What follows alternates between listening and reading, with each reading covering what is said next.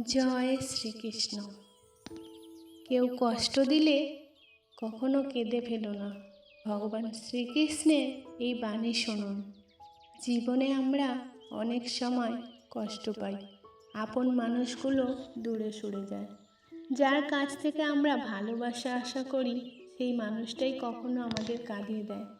কিন্তু বন্ধুরা, ভগবান শ্রীকৃষ্ণ বলেন যে তোমার সত্যিকারের আপন সে কখনোই তোমাকে কষ্ট দিতে পারে না, আর যে কষ্ট দেয় সে কখনোই তোমার আপন ছিল না।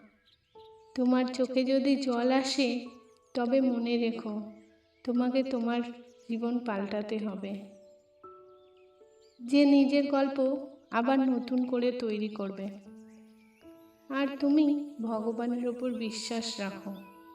তাই কেউ কষ্ট দিলে কেঁদে ফেলো না, চুপ করে হেসে দাও, কারণ ঈশ্বর সব দেখেন।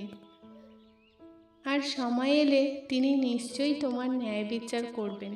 কখনো কখনো মনে হয় সব কিছু হারিয়ে গেছে, ভালোবাসা, শান্তি আর কাছের মানুষ।